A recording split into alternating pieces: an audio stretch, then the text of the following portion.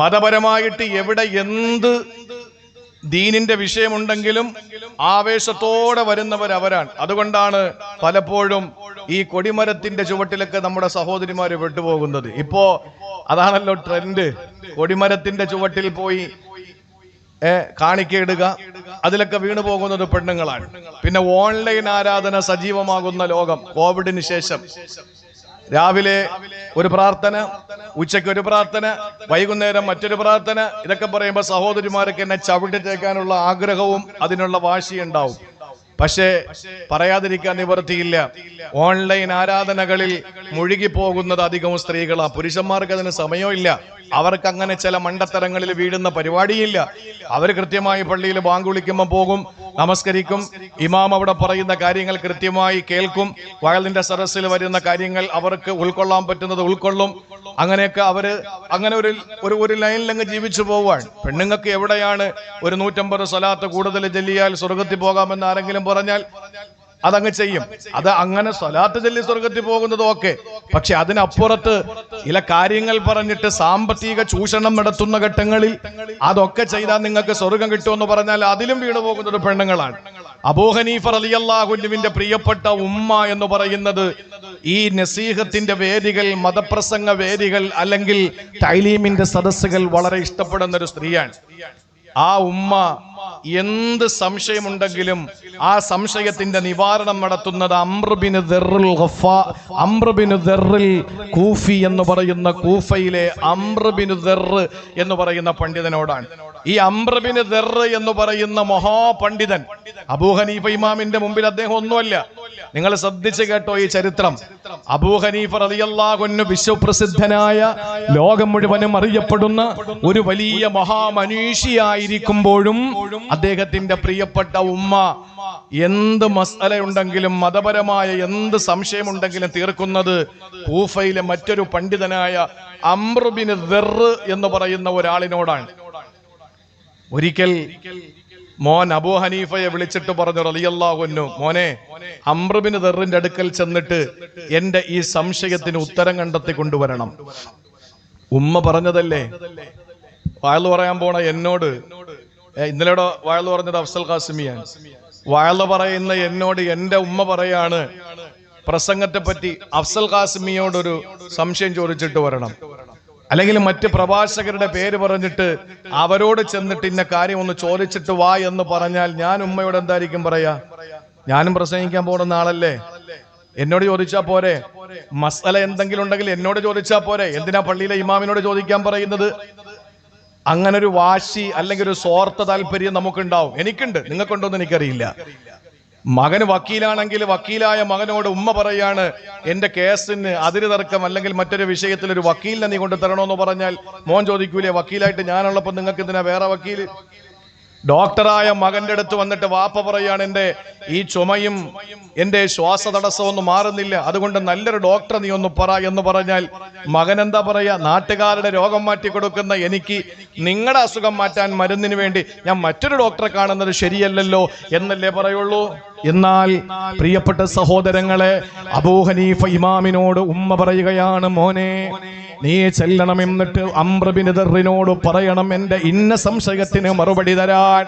അബൂ ഹനീഫ റളിയല്ലാഹു അൻഹു നടക്കുകയാണ്. അറിവില്ലാത്ത ഒരു കുഞ്ഞു ബാലനെ പോലെ ലോക പ്രശസ്തനായ വിശ്വപ്രസിദ്ധനായ അബൂ ഹനീഫത്തുൽ കൂഫി റളിയല്ലാഹു അൻഹു അംർ ബിൻ ദർറ് എന്ന് പറയുന്ന പണ്ഡിതന്റെ വീട്ടിലേക്ക് പോവുകയാ. എന്നിട്ട് പറയുന്നു, സഹോദരങ്ങളെ ശ്രദ്ധയോടെ കേട്ടോ, അംർ ബിൻ ദർറ്, എന്റെ ഉമ്മ ഏത് മസല ചോദിക്കുമ്പോഴും നിന്റെ അടുക്കലാണ് ചോദിക്കാൻ പറഞ്ഞു വിടുന്നത്. നിങ്ങൾ പറഞ്ഞാലേ എന്റെ ഉമ്മ അനുസരിക്കൂ. ചോദിക്കുന്നതിനൊക്കെ ഞാൻ മറുപടി കൊടുക്കാറുണ്ട്, പക്ഷേ അതിന് നിങ്ങളുടെ കയ്യൊപ്പില്ലെങ്കിൽ എന്റെ ഉമ്മ അംഗീകരിക്കുകയില്ല. സഹോദരങ്ങളെ, വളരെ സങ്കടത്തോടെ തലകുമ്പിട്ടിരിക്കുന്ന മകന് അംർ ബിൻ ദർറ് വളരെ പ്രയാസത്തോടെ തലകുമ്പിട്ടിരിക്കും. എന്തുകൊണ്ടാണ്? എന്റെ മുന്നിൽ വന്ന് ചോദ്യം ചോദിക്കുന്നത് നിസാരനാണോ? അബൂ ഹനീഫത്തുൽ കൂഫി റളിയല്ലാഹു തആല അൻഹു വല്ലേ എന്ത് മറുപടിയാണ് ഞാൻ അദ്ദേഹത്തോട് കൊടുക്കുക? ഇത്രയും വലിയ മഹാപണ്ഡിതന്റെ മുമ്പിൽ ഞാൻ എന്താണ് മറുപടി കൊടുക്കുക എന്ന് ആലോചിച്ചിട്ട് അംർ ബിൻ ദർർ റളിയല്ലാഹു അൻഹു തല കുമ്പിട്ടിരിക്കുകയാണ്. അബൂ ഹനീഫ ഇമാം ചോദിച്ചിട്ട് മറുപടിയുമായിട്ട് മടങ്ങി പോകുന്നു. ചില ഘട്ടങ്ങളിൽ അബൂ ഹനീഫ ഇമാമിനെ കൊണ്ട് പറയിപ്പിക്കും അംർ ബിൻ ദർർ. എന്നിട്ട് അത് ഏറ്റു പറഞ്ഞിട്ട് പറയും, അബൂ ഹനീഫ ഇമാമേ, നിങ്ങൾ ഉമ്മയോട് ഈ മറുപടി കൊടുക്കുക. യഥാർത്ഥത്തിൽ ഉത്തരം പറയുന്നത് അബൂ ഹനീഫയാണ്.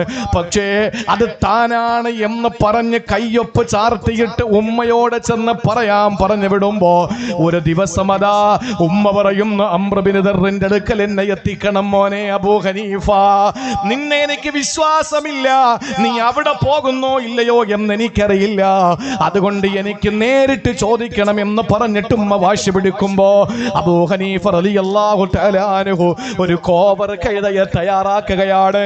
എന്നിട്ട് പ്രിയപ്പെട്ട ഉമ്മാനെ കോവർ കഴുത പുറത്തിരുത്തുകയാ.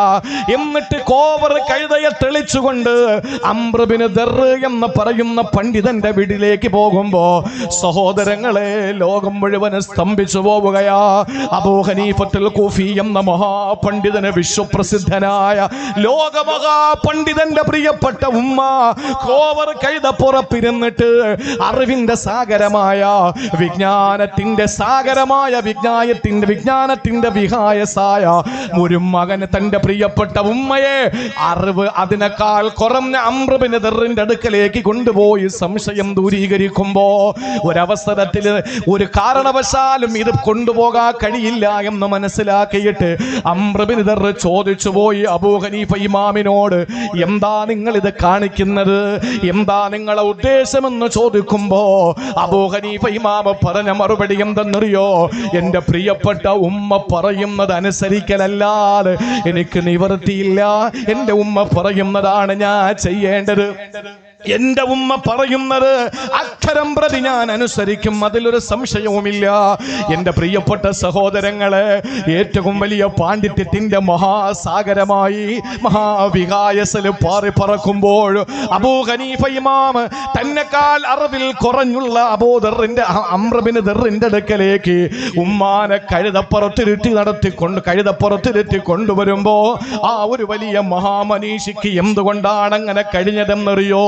وبرم بوالدتي ولم يجعلني جبارا شقيا. ഉമ്മ പറയുന്നതനുസരിക്കുന്നതിലൂടെ ഒരിക്കലും ഒരാളും പരാജയപ്പെട്ടു പോകില്ല. അവസാന ഗവർണർ സ്ഥാനം ഏറ്റെടുക്കണമെന്ന് അബൂ ഹനീഫയെ നിർബന്ധിച്ചല്ലോ. രാജാക്കന്മാരെ നിർബന്ധിച്ചു, നിങ്ങൾ ഗവർണർ സ്ഥാനം ഏറ്റെടുക്കണം. ഇല്ല, ഞാൻ അതിന് തയ്യാറല്ല, അധികാരം എനിക്ക് വേണ്ട, എന്റെ വഴി മറ്റൊരു വഴിയാണെന്ന് പറഞ്ഞ്, അധികാരം വേണ്ട എന്ന് പറഞ്ഞ് കൈവെള്ളയിൽ നിന്ന് തട്ടിയകറ്റുമ്പോ അവസാനം അബൂ ഹനീഫ ഇമാമിനെ ജയിലിൽ കൊണ്ടുപോയി ചമ്മട്ടി പ്രഹരം നടത്തുകയാ. ചാട്ടവാറ് കൊണ്ട് അബൂ ഹനീഫ ഇമാമിനെ തല്ലുമ്പോ അബൂ ഹനീഫ ഇമാമിനെ ശക്തമായ വേദന അനുഭവിക്കുകയാണ്. ആ വിവരം തന്റെ പ്രിയപ്പെട്ട മാതാവ്, വയോധികയായ വൃദ്ധയായ ഉമ്മ അറിയുന്നു. ആ സമയത്ത് ഉമ്മാക്ക് സഹിക്കാൻ പറ്റുന്നില്ല. തന്റെ പൊന്നുമോൻ അബൂ ഹനീഫയെ നിസ്സാര കാരണങ്ങളുടെ പേരിൽ ജയിലിലിട്ട് മർദ്ദിക്കുകയാണെന്നറിഞ്ഞപ്പോ ആ ഉമ്മ തളർന്നു പോയി, ആ ഉമ്മ സങ്കടപ്പെട്ടു പോയി, ആ ഉമ്മാടെ മനസ്സ് വല്ലാതെ വേദനിച്ചു പോയി. അബൂ ഹനീഫ ഇമാം ജയിൽ മോചിതനായപ്പോ പറഞ്ഞതെന്തെന്നറിയോ? ഓരോ ചമ്മട്ടിയും എന്റെ ശരീരത്ത് പതിക്കുമ്പോൾ, എന്റെ ശരീരത്തിൽ നിന്ന് ചോര ചാലിട്ടൊഴുകുമ്പോൾ എന്റെ മനസ്സ് വേദനിച്ചത്, എന്നെ സങ്കടപ്പെടുത്തിയത് എന്റെ ശരീരത്ത് കൊള്ളുന്ന ചാട്ടവാറിന്റെ വേദനയല്ല, പിന്നെയോ എന്റെ ഉമ്മാടെ മനസ്സ് വേദനിച്ചല്ലോ.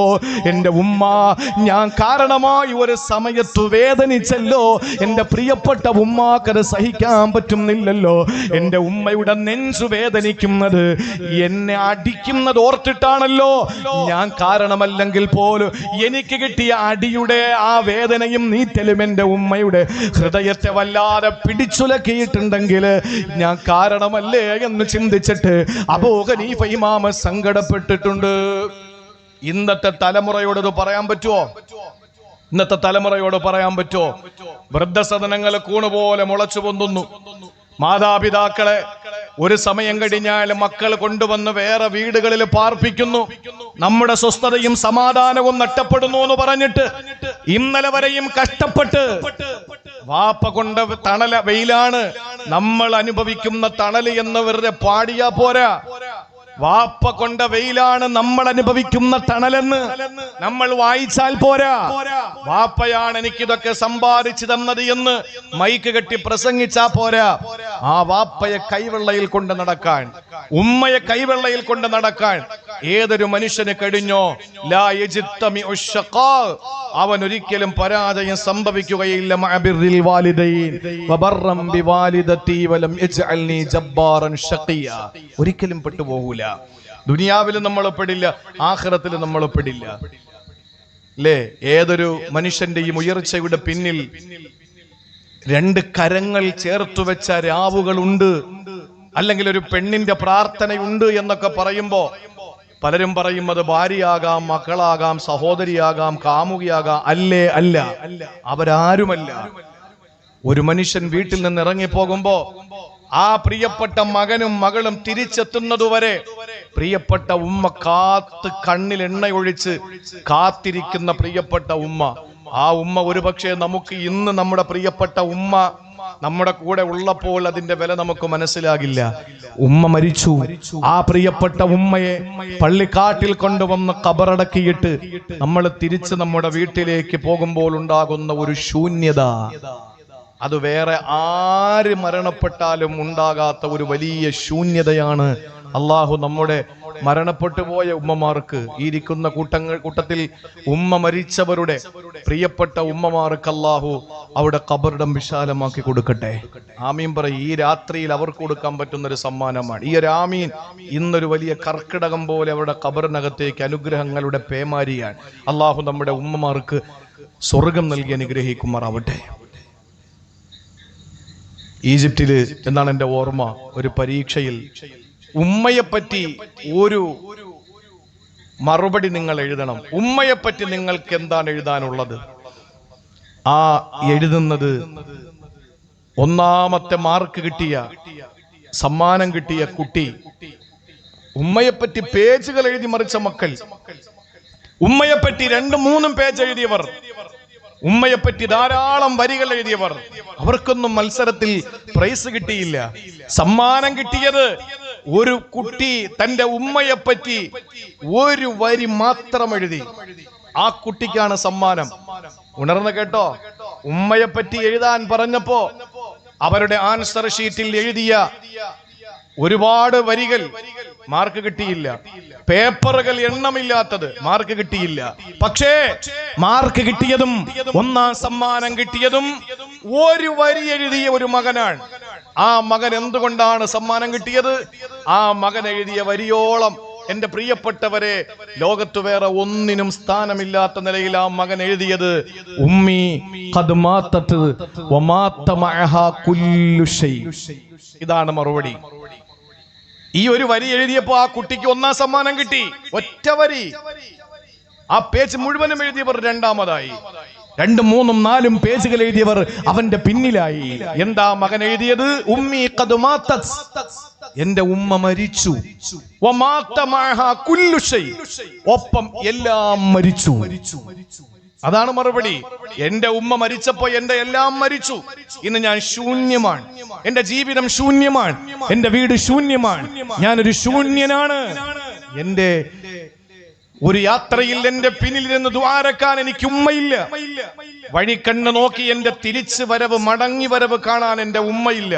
എന്റെ ഉമ്മ കിടന്ന റൂം, എന്റെ ഉമ്മ ഉടുത്ത വസ്ത്രം, എന്റെ ഉമ്മ കഴിച്ച പാത്രം, എന്റെ ഉമ്മ ഉപയോഗിച്ച വസ്തുക്കൾ, എന്റെ ഉമ്മയുടെ കണ്ണുനീര് കൊണ്ട് കുതിർന്ന മുസല്ല, എന്റെ ഉമ്മയുടെ 2 വിരലുകളിലൂടെ മറിഞ്ഞു മറിഞ്ഞു പോയ തസ്ബീഹിന്റെ മണികൾ, ഇതൊക്കെ ഇന്ന് ശൂന്യമാണ്, അനാഥമാണ് എന്ന് പറഞ്ഞ ആ കുട്ടിയുടെ ഒരൊറ്റ വരിയിൽ ആ പ്രിയപ്പെട്ട കുട്ടിക്ക് സമ്മാനം കിട്ടുന്നു. വബറം ബിവാലിദതി വലം യജ്അൽനി ജബ്ബാറൻ ശഖിയ.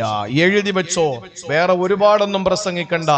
ഉമ്മയ്ക്ക് ഖിദ്മത്തെടുത്ത് ഉമ്മയ്ക്ക് സേവനം ചെയ്ത് ഉമ്മയുടെ പുണ്യം നേടി ഉമ്മയുടെ തൃപ്തി നേടി ഉമ്മ നമ്മളെ നല്ലവനാണെന്ന് പറഞ്ഞ് ഉമ്മയ്ക്ക് സേവനം ചെയ്ത് ഉമ്മ എപ്പോഴും നമ്മളെ നോക്കി ചിരിച്ച് ഉമ്മ നമ്മുടെ സാന്നിധ്യം കൊതിച്ച് ആ സാന്നിധ്യത്തിൽ ആ ഉമ്മ രസിച്ച് നമ്മുടെ പ്രിയപ്പെട്ട ഉമ്മയ്ക്ക് സന്തോഷം കൊടുക്കാൻ കഴിഞ്ഞാൽ, വാപ്പയ്ക്കും സന്തോഷം കൊടുക്കാൻ കഴിഞ്ഞാൽ, അള്ളാഹു പറയുന്നു നീ ദുനിയാവിലും പരാജയപ്പെടില്ല, ആഖിറത്തിലും പരാജയപ്പെടില്ല. അള്ളാഹു തൗഫീഖ് തരട്ടെ.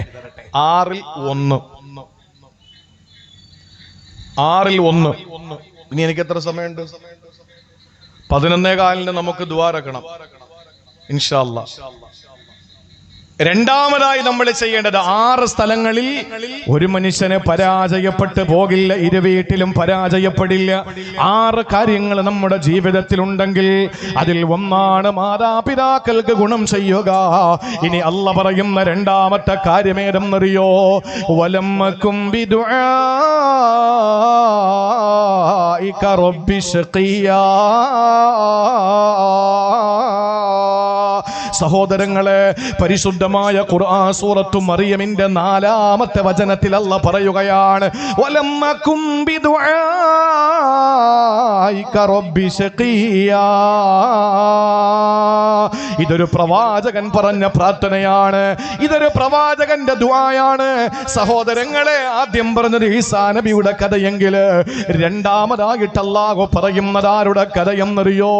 മഹാനായ സക്കരിയ അലൈഹിസ്സലാം പറയുകയാണ്. ഈ സന്ദർഭത്തിൽ എൻ്റെ പ്രിയപ്പെട്ടവരോട് സക്കരിയ നബിയുടെ കഥ പറയാനുള്ള സമയത്തിന്റെ കുറവ് മൂലം ഞാൻ വിശാലമായി അതിലേക്കൊന്നും കടക്കുന്നില്ല. പക്ഷെ മഹാനായ സക്കരിയ നബി അലൈഹിസ്സലാമിനെ പറ്റിയിട്ട് അള്ളാഹു പരാമർശിക്കുന്നത്, ജീവിതത്തിൽ അള്ളാഹു എല്ലാം നൽകി, സന്തോഷം കൊടുത്തു, പ്രവാചകത്വം കൊടുത്തു, എല്ലാം കൊടുത്തു. പക്ഷേ സക്കരിയ നബിക്ക് അള്ളാഹു കൊടുക്കാത്തതൊന്നേ ഉള്ളൂ, ഒരു പൊന്നുമോൻ അല്ലെങ്കിൽ ഒരു പൊന്നുമോള്. മക്കളില്ല സക്കരിയ നബിക്ക്. സക്കരിയ നബി അലൈഹിസ്സലാമിന് എല്ലാം കൊടുത്തു, പക്ഷെ മക്കളെ കൊടുത്തില്ല. മക്കളെ അല്ലാഹു കൊടുത്തില്ല. ആ സമയത്ത് സക്കരിയ നബി ദുആരെന്ന ഒരു ദുആയാണ് അല്ലാഹു തആല പറയുന്നത്.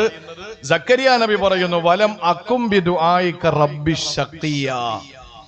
ഒന്ന് മാതാപിതാക്കൾക്ക് ഗുണം ചെയ്യലാണെങ്കിൽ, രണ്ടാമത് അല്ലാഹ് പറയുന്നു വലം അക്കും ബിദുആഇക റബ്ബി ശഖിയാ. പടച്ചോനെ, നിന്നോട് തേടിയതിന്റെ പേരില്, നിന്നോട് ദുആ ചെയ്തതിന്റെ പേരില് ഞാൻ 2 വീട്ടിലും പരാജയപ്പെട്ടിട്ടേ ഇല്ല. വലം അക്കും ബിദുആഇക റബ്ബി ശഖിയാ. നിങ്ങൾ നന്നായിട്ടൊന്ന് ശ്രദ്ധിക്കണം. ഇത് സക്കരിയ നബി എപ്പോഴാ പറഞ്ഞെന്നറിയോ? നാസർ സാഹിബിന് എത്ര മക്കളുണ്ട്? 3 പേര്. ഉസ്താദിന് എത്രയുണ്ട്? 3. എനിക്ക് 3 മക്കളാണ്. ഇവിടെ ഇരിക്കുന്നവർക്ക് 3 മക്കളുണ്ടാവും, 2 മക്കളുണ്ടാവും, 4 മക്കളുണ്ടാകും, 1 കുട്ടി ഉണ്ടാവും, മക്കളില്ലാത്തവരുണ്ടാവും. മക്കൾ എന്ന് പറയുന്നത് നമ്മുടെ ഒരു വലിയ അഴക്, ആനന്ദം, സൗരഭ്യം, സൗന്ദര്യം, നേരം പോക്ക്, ഇതൊക്കെയല്ലേ നമ്മുടെ മക്കള്. എല്ലാം ഉണ്ടെന്ന് വെക്കും. അധികാരമുണ്ട്, പൈസയുണ്ട്, ഭക്ഷണമുണ്ട്, കിടക്കയുണ്ട്, യാത്ര ചെയ്യാൻ സൗകര്യമുണ്ട്, എല്ലാം ഉണ്ട്. പക്ഷേ ഒരു കുട്ടി ഇല്ലെങ്കിലുള്ള അവസ്ഥ ഒന്ന് ആലോചിച്ച് നോക്കിയേ. വേറെ എന്തും നേടാം. ആരും അറിയാതെ പിൻവാതിലൂടെ നമുക്ക് പണം കൊടുത്തിട്ട് നിയമനം നേടാം, വലിയ ഉദ്യോഗസ്ഥനാകാം. ആരും അറിയാതെ കാശ് കൊടുത്തിട്ട്, കള്ള് കൊടുത്തിട്ട് നമുക്ക് അധികാരം നേടാം. അങ്ങനെയാണല്ലോ. പിന്നെ മരിച്ച് മണ്ണോട് ചേർന്ന ആളുകളുടെ പേരിലും കള്ള വോട്ട് ചെയ്ത് ഇപ്പൊ കഴിഞ്ഞ തെരഞ്ഞെടുപ്പിലൊക്കെ നടന്നതുപോലെ അധികാരത്തിൽ വരാം. അതിലൊന്നും ഒരു തടസ്സവും ഇല്ല. എന്തും നേടാം. സ്നേഹിച്ച പെണ്ണിനെ നമുക്ക് എത്ര വലിയ കുടുംബത്തിൽപ്പെട്ട പെണ്ണാണെങ്കിലും നമുക്ക് സുഖമായിട്ട് ആ പെണ്ണിനെ കല്യാണം കഴിക്കാം. എന്ത് നമുക്ക് ദുനിയാവിൽ നേടാം, അല്ലേ? പൈസ ഉണ്ടാക്കിക്കൂടെ? പൈസ ഉണ്ടാക്കിക്കൂടെ? അള്ളാന്റെ പേര് വെച്ചിട്ട് പൈസ ഉണ്ടാക്കുന്നവരുണ്ട്, അള്ളാഹുവിന്റെ വിശേഷണം വെച്ച് പൈസ ഉണ്ടാക്കുന്നവരുണ്ട്, ആണയിട്ട് പൈസ ഉണ്ടാക്കുന്നവരുണ്ട്, കള്ളത്തരം പറഞ്ഞ് പൈസ ഉണ്ടാക്കുന്നവരുണ്ട്, ആത്മീയ ചൂഷണം നടത്തി പൈസ ഉണ്ടാക്കുന്നവരുണ്ട്, ഇല്ലേ? എന്തെല്ലാം രീതിയിൽ പണം ഉണ്ടാക്കുന്ന ശൈലികൾ നമ്മൾ കണ്ടുകൊണ്ടിരിക്കുന്നു, ഇനി കാണാൻ കിടക്കുന്നു. എല്ലാം നമുക്ക് നേടാം. എന്താ നേടാൻ പറ്റാത്തത്? ആരോഗ്യം. പൈസ കൊടുത്ത ആരോഗ്യം കിട്ടൂലേ? ഈ മുഖം വേണ്ട, എനിക്ക് ഈ മുഖത്തിനപ്പുറത്ത് ഞാൻ ഉദ്ദേശിക്കുന്ന മറ്റൊരു മുഖം എന്ന് പറഞ്ഞാൽ കോസ്മെറ്റിക് പ്ലാസ്റ്റിക് സർജറിയിലൂടെ ഇന്ന് നമ്മുടെ സൗന്ദര്യം പോലും മാറ്റിവെക്കാം. നമുക്ക് എന്തും വാങ്ങാം. പക്ഷേ ഒരിക്കലും നമുക്ക് കിട്ടാത്ത ഒന്നുണ്ട്. ഒരു കുഞ്ഞിനെ നമുക്ക് കിട്ടണമെങ്കിൽ അള്ളാഹു കനിഞ്ഞരളിയാൽ മാത്രമേ കഴിയൂ. അല്ലാതെ പച്ചമരുന്ന് കുടിച്ചത് കൊണ്ടോ, അല്ലെങ്കിൽ ആറ്റാങ്കര കൊണ്ടുവന്ന പാറയിൽ ഉരുളി കമത്തിയത് കൊണ്ടോ, അല്ലെങ്കിൽ അങ്ങനെയൊക്കെ ചില കാര്യങ്ങളൊക്കെ ഉണ്ട്. ആറ്റാങ്കരയ്ക്ക് പോകുന്ന വഴിയിൽ ഒരു പാറയിൽ ഉരുളി കമത്തിയ മക്കളുണ്ടാവും എന്ന് പറഞ്ഞു. ഇതൊക്കെ ഒരു ആത്മീയ തട്ടിപ്പാണ്. പിന്നെ എവിടെയോ കൊണ്ടുവന്ന് കരിവള തൂക്കിയാലും മക്കളുണ്ടാവും എന്ന് പറഞ്ഞു. സക്കരിയ നബിക്ക് എന്തേ പാറയില്ലായിരുന്നോ? സക്കരിയ നബിയുടെ കാലഘട്ടത്തില് ഇതുപോലെ മരത്തിന്റെ ചില്ലകളില്ലായിരുന്നോ? അന്ന് അവിടെ കൊണ്ടുവന്ന് ചെറിയ കരിവളയോ അല്ലെങ്കിൽ തൊട്ടിൽ കെട്ടിയാ പോരായിരുന്നോ? പക്ഷേ അതൊന്നും ചെയ്യാതെ സക്കരിയ നബി അലൈഹിസ്സലാം അള്ളാഹുവിനോട് ദുആരന്നു. നിങ്ങൾ അറിയണം എന്റെ പ്രിയപ്പെട്ടവരെ, സക്കരിയ നബിക്ക് 2 പ്രശ്നങ്ങളുണ്ട്. ഒന്ന് വഹനൽ അളമു, എല്ല് മുഴുവനും ക്ഷയിച്ചു പോയി. എഴുന്നേറ്റ് നിന്നാലല്ലേ ഒരു കുഞ്ഞുണ്ടാവുള്ളൂ, അതിനുള്ള ആരോഗ്യമില്ല. അതുപോലെ തലമുടിയൊക്കെ നരച്ചിട്ട് വെളുത്തുപോയി, പ്രായം ഒത്തിരിയായി, വയസ്സായി. ഇത് 2 ബലഹീനതകൾ സക്കരിയ നബിക്കുണ്ട്. സക്കരിയ നബിയുടെ ഭാര്യയ്ക്കോ വംറഅത്തി ആഖിറ, സക്കരിയ നബി അലൈഹിസ്സലാമിന്റെ ഭാര്യ പ്രസവിക്കാത്ത പെണ്ണാണ്. ഇവിടെ എന്താ പറയാ? അതിന് പ്രസവിക്കാത്തവർക്ക് എന്താ പറയാ?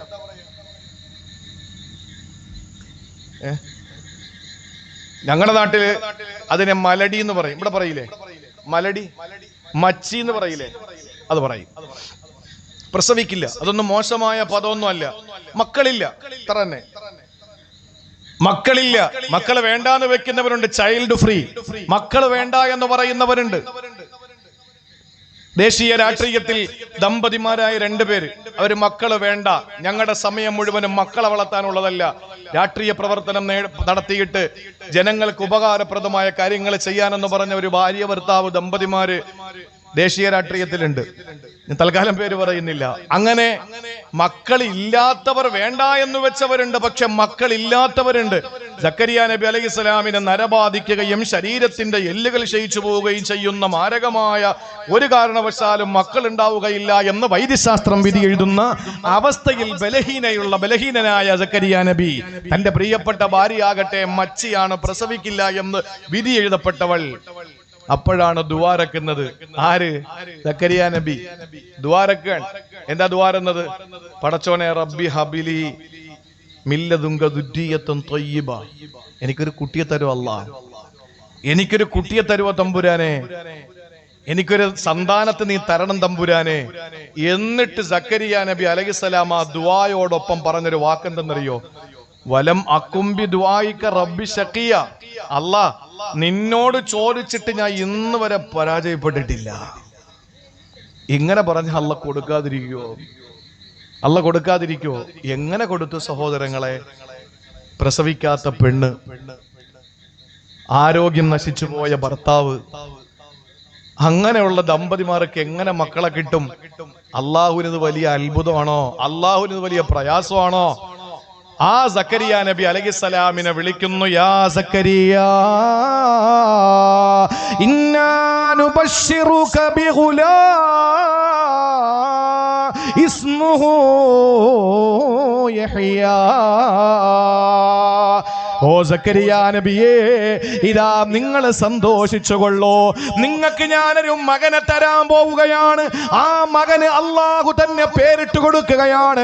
പ്രസവാനന്തരം പള്ളിയിലെ ഉസ്താദ് പേരിട്ട് വിളിച്ചതല്ല, പ്രസവിച്ചതിന് ശേഷം പുറത്തു നിൽക്കുന്ന വാപ്പ പേരിട്ട് വിളിച്ചതല്ല, ഏതെങ്കിലും പുസ്തകത്തിലോ ഏതെങ്കിലും വ്യക്തികളുടെ പേരിട്ടതല്ല, പിന്നെയോ അള്ളാഹു തന്നെ പേരിട്ട് കൊടുക്കുകയാണ്. സഹോദരങ്ങളെ, യഹ്യാ നബി അലൈഹിസ്സലാം എന്ന പ്രവാചകൻ സക്കരിയ നബിയുടെ പൊന്നുമോനായി അല്ലാഹു ഭൂമിയിൽ ഉദയം ചെയ്തില്ലേ? ആ സക്കരിയ നബിക്ക് അല്ലാഹു മക്കളെ കൊടുത്തത് എന്തിന്റെ പേരിലെന്നറിയോ? ആരോഗ്യം നശിച്ച് നരബാധിച്ച് എല്ലുകൾ ദുരുമ്പിച്ച് പോയ ഒരു വന്യവയോധികനായ ഭർത്താവ്, ആ പ്രസവത്തിന്റെ പ്രസവത്തിന്റെ യാതൊരു നിലയിലുള്ള സാന്നിധ്യമോ അല്ലെങ്കിൽ സാഹചര്യങ്ങളും ഇല്ലാത്ത ഒരു പെണ്ണ്, മച്ചിയായ പെണ്ണ്, ഈ 2 പേർക്കും അല്ലാഹു യഹ്യ എന്ന ഒരു മകനെ കൊടുക്കുമ്പോ അതിന് കാരണം എന്തെന്നറിയോ? സക്കരിയ നബിയുടെ പ്രാർത്ഥനയാണ്. സക്കരിയ നബി ദുആരക്കുമ്പോ പറഞ്ഞതെന്താണ്? വലം അകും ബിദുആഇക റബ്ബി ശഖിയാ. പടച്ചവനെ, നിന്നോട് ദ്വാരം നിട്ട് ഞാൻ ഇന്ന് വരെ പരാജയപ്പെട്ടിട്ടില്ല, അതുകൊണ്ട് എനിക്ക് തരണേ തമ്പുരാനെ. ചോദിച്ചു നോക്ക്, എന്താ വേണ്ടത് നിങ്ങൾക്ക്? എന്താ വേണ്ടത്? എനിക്ക് നിങ്ങൾക്കും എന്താ വേണം? അള്ളാനോട് ചോദിക്കണം. എങ്ങനെ ചോദിക്കണം? പള്ളിയിലെ ഉസ്താദ് ദുആരക്കുമ്പോ ബൈനഹുമായിൽ കയ്യും വെച്ചോണ്ടിരുന്നാ പറ്റൂല. പള്ളിയിലെ ഉസ്താദ് ദുആരക്കുമ്പോ അയാളുടെ ദുആയിൽ തെറ്റുണ്ടോ എന്ന് നോക്കാൻ വേണ്ടി ഇരുന്നാ പറ്റൂല. പള്ളിയിലെ ഉസ്താദ് ദുആരക്കുമ്പോ അതിന്റെ അർത്ഥം പഠിക്കുകയും അല്ലെങ്കിൽ ഉസ്താദിനോട് ചോദിക്കുകയും അല്ലെങ്കിൽ ഖുർആനിന്റെ വിശുദ്ധമായ ഖുർആനിൽ എത്രയോ നൂറുകണക്കിന് ആ ദുആകൾ അല്ലാഹു പഠിപ്പിച്ചു. ഇതൊക്കെ നമ്മളൊന്ന് പഠിച്ചിട്ട് നമ്മൾ അല്ലാഹുവോട് ചോദിക്കുക. എന്താ നമുക്ക് വിശുദ്ധ ഖുർആൻ നമ്മുടെ മുമ്പിലില്ലേ? ആ ഖുർആനിൽ അല്ലാഹ് എത്ര ദുആ പഠിപ്പിച്ചു. നമ്മുടെ ജീവിതത്തിന്റെ A to Z, അടുക്കള മുതൽ അന്താരാഷ്ട്രം വരെ, പരമാണു മുതൽ പരലോകം വരെ, അടുക്കള മുതൽ അന്താരാഷ്ട്രം വരെ, ജീവിതത്തിന്റെ എല്ലാ മേഖലകളെയും അല്ലാഹു തആല പരാമർശിച്ചുകൊണ്ട് പ്രാർത്ഥനകൾ പഠിപ്പിച്ചില്ലേ? നമുക്ക് ചോദിച്ചൂടെ? എങ്ങനെ ചോദിക്കണം? നമ്മൾ ചോദിക്കുന്നത് ശരിയായ രീതിയിലല്ല. ഒരാളോട് അഴകുഴമ്പൻ രീതിയിൽ നമ്മൾ ചോദിച്ചാൽ അയാൾ നമുക്ക് തരൂല. തരുവോ? എന്നോട് വന്നിട്ട് ഒരാള് ഒരു അഴകുഴമ്പന്മായി ശൈലിയിൽ ചോദിച്ചാൽ ഞാൻ അയാൾക്ക് കൊടുക്കൂല. എന്നോട് ചോദിക്കുമ്പോ എന്നിൽ നിന്ന് കിട്ടുന്നെങ്കിൽ വാങ്ങാമെന്ന സ്ഥിതിയിലാണെങ്കിലും ഞാൻ കൊടുക്കില്ല. എന്നോട് ചോദിക്കുന്ന ഒരാള് കിട്ടുമെന്ന് ഉറപ്പും എന്നോടേ ചോദിക്കാൻ അയാൾക്ക് കഴിയൂ എന്നും കൊടുക്കാൻ എന്റെ കയ്യിൽ ഉണ്ട് എന്ന് എനിക്ക് ഉറപ്പുണ്ടെങ്കിൽ ഞാൻ കൊടുക്കൂലേ? ഇതല്ലേ പടച്ചോൻ? ഇതല്ലേ പടച്ചോൻ? പടച്ചോനോട് ചോദിച്ച നമ്മുടെ വീട്ടിൽ വന്ന് പാപ്പാങ്കുളങ്ങരയും ചുറ്റുമൂലയിലും അതുപോലെ തന്നെ പിന്നെ പരിസര പ്രദേശങ്ങളിലും വന്നിട്ട് രാവിലെ കതകിനെ മുട്ടി. കതക് തുറന്നപ്പോ ഒരു പാവപ്പെട്ടവൻ 50 രൂപ കൊടുത്തു. പിറ്റേ ദിവസം, പിറ്റേ ആഴ്ച ആവട്ടെ, പിറ്റേ മാസം ആവട്ടെ, പിറ്റേ ആഴ്ച വീണ്ടും കതകിന് മുട്ടുന്നു, ബെല്ലടിക്കുന്നു. ചെന്ന് നോക്കുമ്പോ ഒരാഴ്ചക്ക് മുമ്പ് വന്ന അതേ ആള് തന്നെയാണ്. ഒരു 20 രൂപ എടുത്തു കൊടുക്കും അല്ലേ? മൂന്നാമത്തെ ആഴ്ച നോക്കുമ്പോ ബെല്ലടിക്കുന്നു. ചെന്ന് തുറക്കുമ്പോ അയാള് തന്നെ. ഒരു 5 രൂപ നമ്മൾ കൊടുക്കും. നാലാമത്തെ പ്രാവശ്യം വരുമ്പോൾ ചോദിക്കും, നിനക്ക് ഇത് തന്നെ പണി? നിനക്ക് വേറെ വീട്ടിൽ പൊയ്ക്കൂടെ? ഞാൻ തന്നതുകൊണ്ടല്ലേ നീ വീണ്ടും വീണ്ടും വരുന്നത്? ഇതാണ് മനുഷ്യൻ. പക്ഷെ അള്ളാഹുവോ ഒരിക്കൽ ചോദിച്ചാൽ തരൂല. രണ്ടാമത് ചോദിച്ചാലും തരില്ല. മൂന്നാമത് ചോദിച്ചാലും തരില്ല. നാലാമത് ചോദിച്ചാലും തരില്ല. കാരണം എന്താ?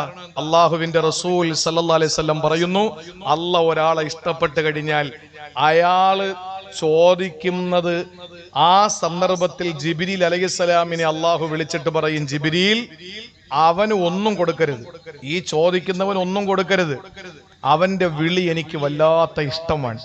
എനിക്ക് അവന്റെ കിന്നാരം, അവന്റെ യാചന, അവന്റെ ആ ഒരു സങ്കടം, എന്നോട് അവന്റെ മനസ്സലിഞ്ഞുള്ള പ്രാർത്ഥന എനിക്ക് വല്ലാതെ ഇഷ്ടമാണ്.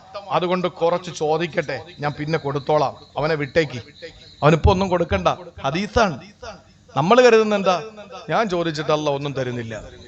എന്നാൽ അള്ളാഹ്ക്ക് തീരെ ഇഷ്ടമില്ലാത്ത ഒരാൾ ചോദിക്കുമ്പോ ജിബ്രീലിനെ വിളിച്ചിട്ട് അള്ളാഹു പറയുമത്രേ അലൈഹിസ്സലാം, ജിബ്രീൽ, ആ വിളിക്കുന്നവന്റെ വിളി എനിക്ക് വല്ലാത്തൊരു അരോചകമാണ്, എന്തെങ്കിലും കൊടുത്തങ്ങ് വിട്, എന്തെങ്കിലും കൊടുത്ത് വിട്. അതുകൊണ്ടാണ് ചോദിക്കുന്നവർക്കൊക്കെ പെട്ടെന്ന് കിട്ടുമ്പോൾ നമ്മൾ വിചാരിക്കും അവനോട് അള്ളാഹിന് വലിയ ഇഷ്ടമാണ്. നമ്മളല്ലെങ്കിലും പൊതുവെ മണ്ടന്മാരാണല്ലോ. നമ്മളല്ലെങ്കിലും പൊതുവെ മണ്ടന്മാരാണ്. നമ്മൾ വിചാരിക്കുന്നതൊക്കെ എങ്ങനെയാണ്? പള്ളിയിൽ പോയ ആദ്യം പോവും, 10 മണിക്ക് 11 മണിക്ക് പോയ ഏറ്റവും പുറകെ പോയിരിക്കും. 1:30 മണിക്ക് ജുമയ്ക്ക് വരുന്നവൻ നേരെ ഇവന്റെ പെടലി ചവിട്ടിക്കൊണ്ട് ഫ്രണ്ടിൽ പോയിരിക്കും അല്ലേ? ഇവൻ നേരത്തെ വന്നതിന്റെ കൂലി കിട്ടിയെങ്കിലും ഫ്രണ്ട് സഫിൽ ഇരുന്നതിന്റെ കൂലിയില്ല.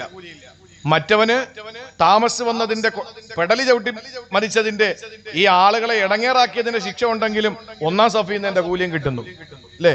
നമ്മളെ മണ്ടന്മാരല്ലേ? നമ്മൾ ആദ്യം പോയിരിക്കണം. ഇതാണ് നമ്മൾ ചെയ്യേണ്ടത്. സഹോദരങ്ങളെ, നമ്മൾ അള്ളാഹുവിനോട് ദുആ ചെയ്യുമ്പോൾ പടച്ചോൻ തന്നില്ലെങ്കിൽ നിർത്തരുത്. അള്ളാഹിനോട് പറയണം, വലം അക്കും ബിദുആഇക റബ്ബി ശഖിയ, പടച്ചോനെ എനിക്ക് നീയേ ഉള്ളൂ, നിന്നോട് ചോദിച്ചാൽ എനിക്ക് കിട്ടുമെന്ന് ഉറപ്പുണ്ട്. നാളെ വരെ കിട്ടിയിട്ടുണ്ട്. എനിക്കറിയാം നീ എന്നെ പരാജയപ്പെടുത്തില്ല, നിന്നോട് ചോദിച്ചിട്ട് ഞാൻ ഇന്നുവരെ പരാജയപ്പെട്ടിട്ടില്ല. രണ്ടാമത്തത് അതാണ്, ദുആ ചെയ്തത് കൊണ്ട് ഒരാൾ പരാജയപ്പെടില്ല. ചോദിച്ചോ, അള്ളാഹുവിനോട് ചോദിച്ചു കൊണ്ടിരിക്കണം. വലമ്മക്കും